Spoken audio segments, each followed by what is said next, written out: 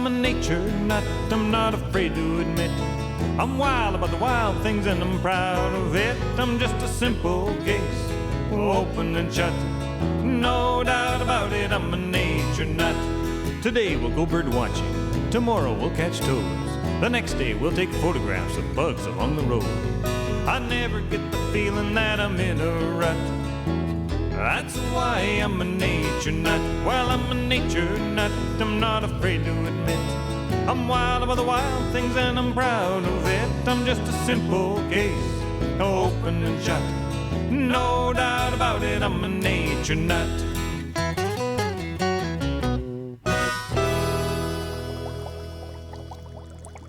Well, hello there, fellow nature nuts. What do you say we talk about aquarium fish today? That'll be our subject of nature exploration. When it's cold outside, you can gaze into your fish tank and get that tropical feeling from your tropical aquarium fish. Now, you might not think of this as a terribly natural subject, but you know, I think we tend to lose track of the fact that aquarium fish are not just things that were invented by the aquarium industry for sale to us. They are real fish, they're real animals, and they come from real wild places. And so in that sense, they're very interesting, and they represent a very important connection between people and nature.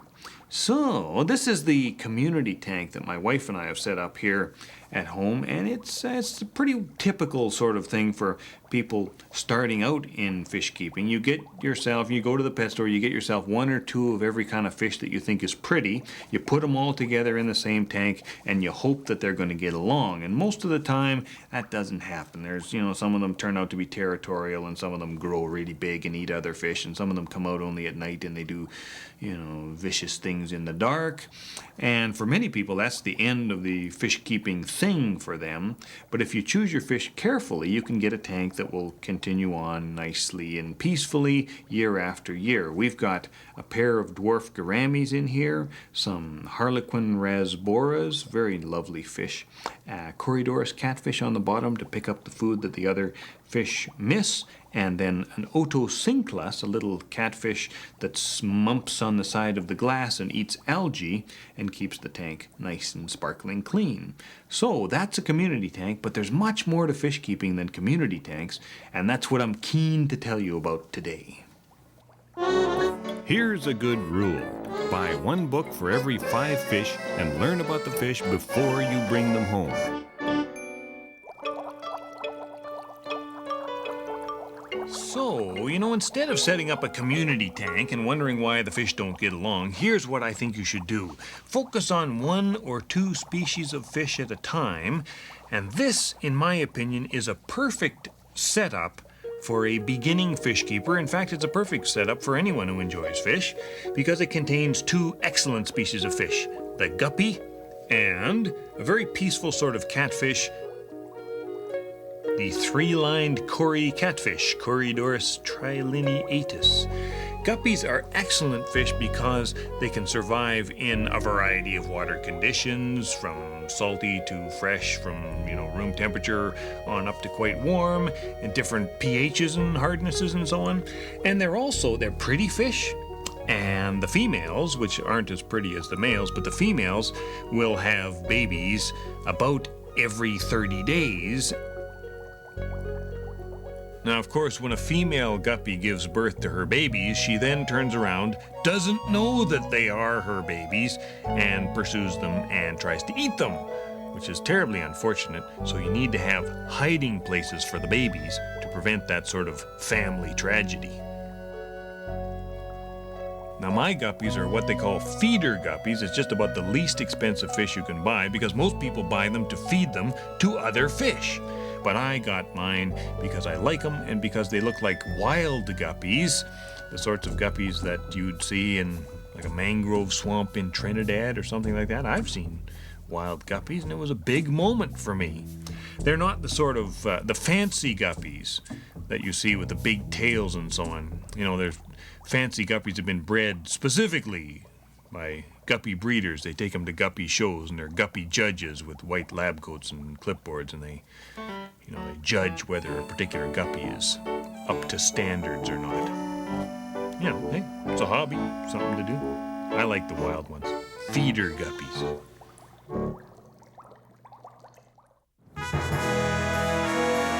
Isn't this beautiful? This is the Rio Grande. It forms the border between Texas and Mexico.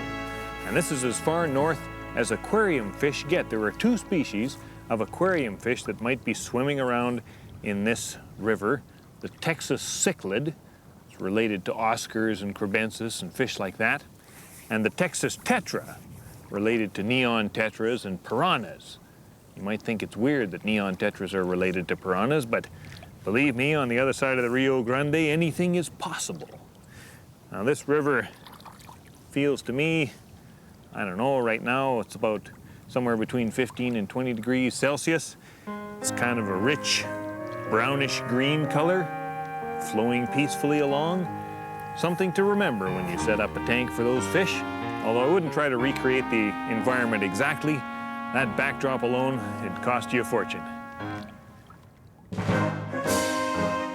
An empty aquarium, nothing but possibilities. Let's talk about water chemistry. Water chemistry is perceived by many to be the dullest aspect of aquarium husbandry. But in fact, if you ignore water chemistry, your fish will die. Water chemistry is actually a fascinating topic, I'm sure you will agree, representing the interplay between biology, life, and chemistry. Chemicals coming together, hopefully in a way that will promote the continued existence of life itself. Now, let us start at the beginning with a newly established aquarium. I will establish one for you right here, right now.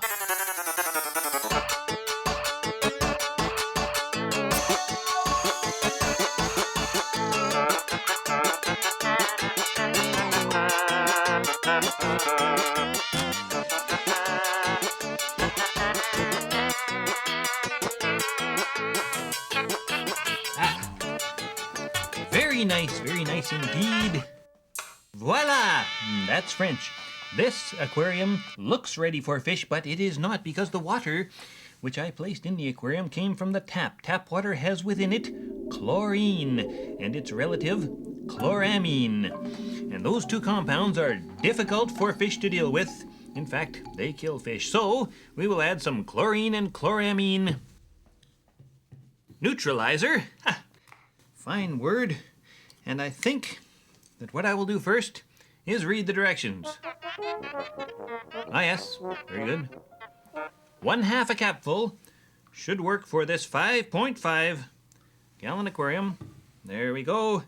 Neutralize the chlorine and the chloramine. Yeah.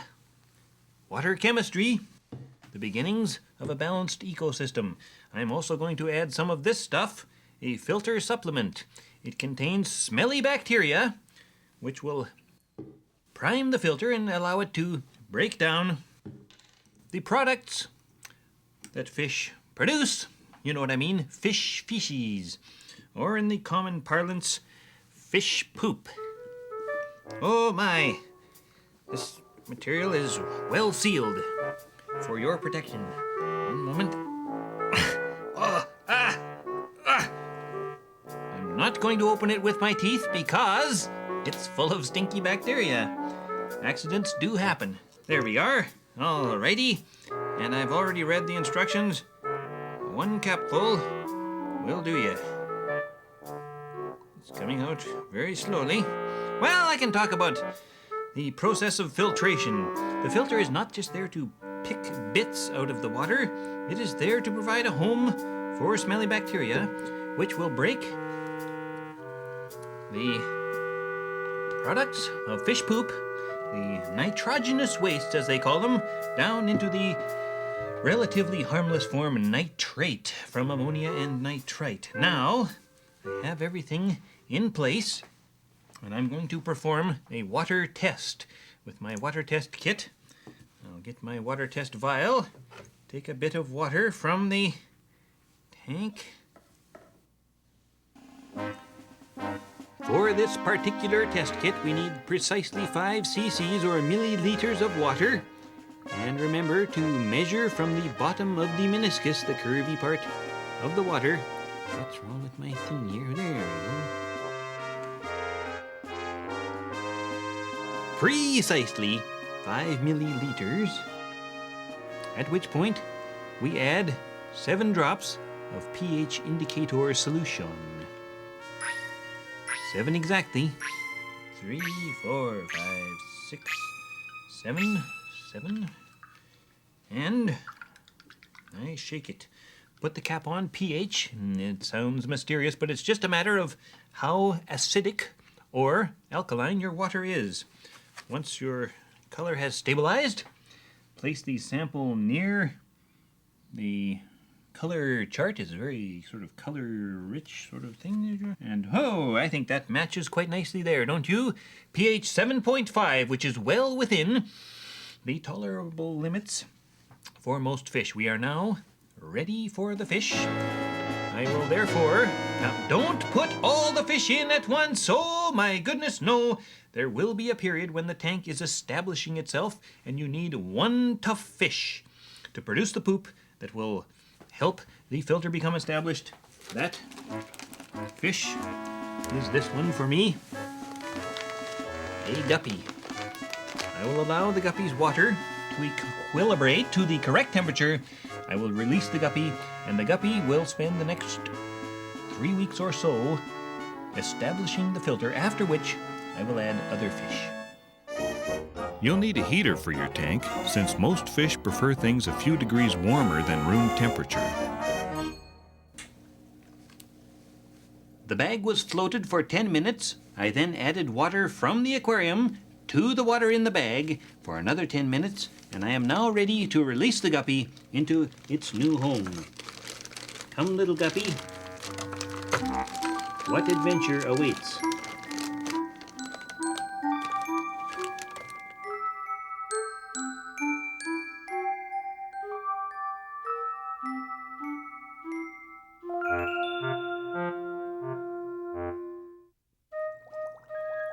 A lot of people get really attached to their fish. They become part of the family, like the family dog or the family cat.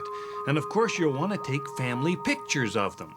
Now, there's a good way to do this and there's a bad way. You'll find out right off the bat that there's not much light in your aquarium. You'll do better if you use a flash. But if you just use the regular flash attached to the camera, here's what happens. You guys are hiding back there. Big time reflection off the glass. The easy way to get around that, get yourself a flash that you can put on a cord off the camera, and you can do that with just about any kind of flash that's not attached to the camera. Hold the flash up here so it shines directly into the water from the top, and then just shoot through the glass. And where'd you guys go?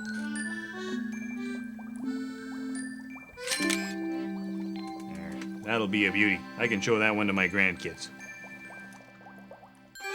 Water hardness is a measure of dissolved minerals, and again, the hardness of most tap water is fine for most fish. Okay, well now let's talk about cichlids. You know what cichlids are? Well, it's a group of fish spelled C-I-C-H-L-I-D-S, and it's a very large, diverse group of fish. They're all the rage among fish keepers now because they have such nifty behavior. Some of them are very territorial, but that's not the nifty part. The nifty part has to do with how they raise their babies. Many of them are very good parents. Not like guppies. They don't just turn around and eat their babies if they have the chance. These ones back here, these are crebensis, which is one sort of relatively small cichlid, a beautiful fish. And all of the ones in this tank here were born in one of my other tanks on Christmas Day. They're about 3.5 months old now. And they, oh, it was such a nice scene. You should have been there. It was beautiful. The eggs laid on a rock. The babies hatch out. The little school of babies, they follow the mother and the father fish around the tank, and the mother and the father show them where the food is and protect them from danger. Not that there was any danger. It's a very touching little family scene. But you have to be aware, if you breed crebensis, that as soon as the adults have another set of eggs, they forget that they already have babies, and that's when they're likely to go around, eating their own kids. But if you're on top of things, you get the little fish out, you put them in another tank to raise them, and these ones are just about adult size now. Pretty soon, they're still traveling in a group. in a school, I should say. Pretty soon they'll become territorial, and that's when I'll have to find new homes for them. But I love crebensis. Anyway, crebensis, that's just one variation on the cichlid theme. Let me show you a few others from Africa.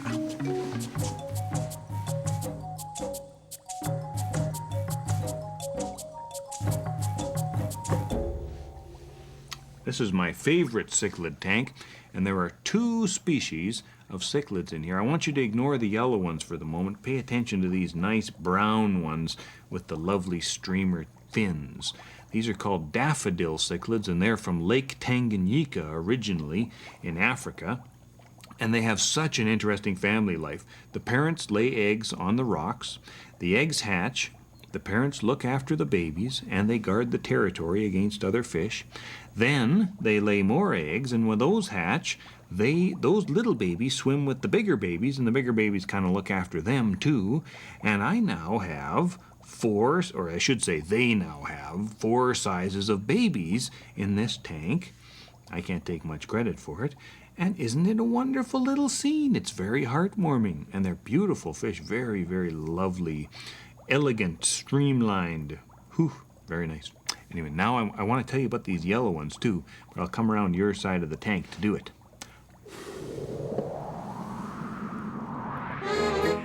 Some aquarium fish need live food, and that may be tricky to find year-round.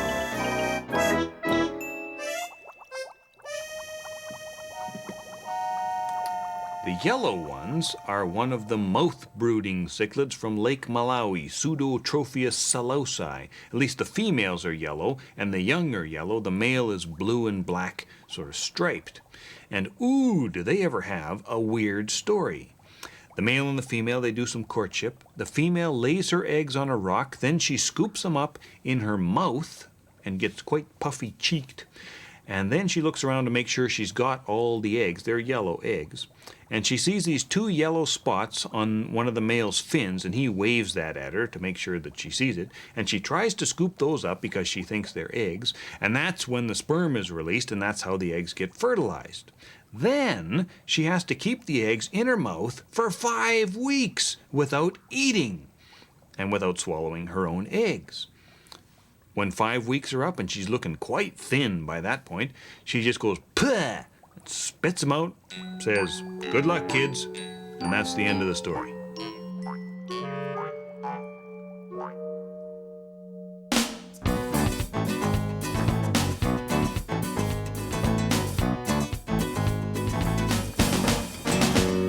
Well, Ed went down to the pet store one morning in the early spring. He saw some fancy guppies and said, "Boy, that's just the thing." Ed bought himself a fishbowl and a can of colored flakes. "My kids are gonna love him, now we've got all it takes." Back at home he set him up, the family gathered round. They marveled at the fancy male and the female dull and brown. Then little Susie shouted out, "There by the dinosaur! A little guppy puppy and a couple dozen more. Guppies here, guppies there, babies every month. It became a guppy guy, it's happened more than once."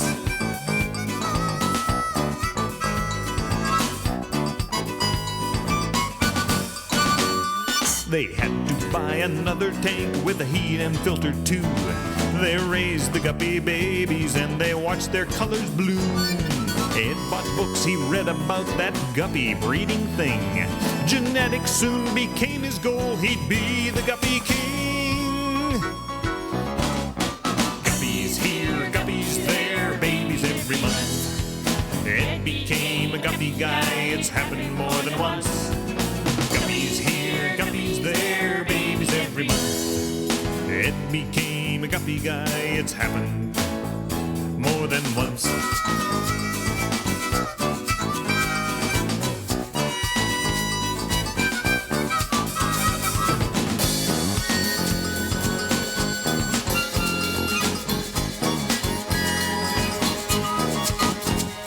The family soon lost interest, but Ed became obsessed. His fish room filled with 50 tanks, his life was surely blessed. For years on and he bred them true, a brand new guppy strain. He took them to the guppy shows for fortune and for fame. Guppies here, guppies there, babies every month. It became a guppy guy, it's happened more than once. Now in all the pet stores you'll see them every time. It's famous fancy guppies, they're the classiest of lines. They'll cost you quite a penny, but they'll make your family beam when you bring that fishbowl home and the cycle starts again. Ha-ha!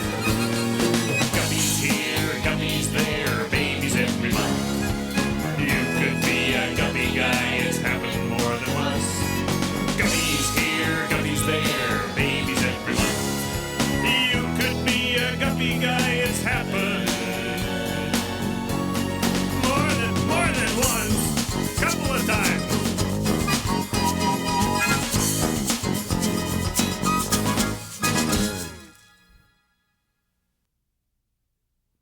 At this point, I would like to review with you a few reality-based facts of life. When you set up an aquarium, you are going to deal with disease, with violence, perhaps even with cannibalism. There is nothing you can do to stop it. But there are things you can do to make it less traumatic for you and for the fish. For example, when the fish fight, what do? That's right. You separate them. You put them in separate tanks because you will never, ever teach a fish proper rules of conduct and decorum. They're fish. Let's face facts. Now, secondly, when they get sick, take a fish-ocratic oath. You're going to do what you can. Find out what's wrong. Get the proper medication. Set them on the road to recovery. That's the right thing to do, the ethical thing to do, the proper thing to do. In that tank of yours, you're going to see all the ups and downs of life and death in microcosm. It's going to be an adventure for you and an adventure for the fish. Good luck to all of you. So, having said all of that, if you think that a real fish tank and real fish is too much trouble for you, well, that's okay. There's no point in getting into something you're not ready for. You can always try something like this. It's plastic fish, battery-operated plastic tank. For many people, that might be perfectly adequate. But, for me, as a trained biologist, my feeling is that the relationship between fish and people, it's a bit of a symbiosis, a mutualism. They get a place to live, a place to reproduce, free food. We, in turn, have the privilege of looking in on their little fishy lives. You know why I like fish? Because I'm a nature nut. And I hope you are too. See you again soon. Bye for now.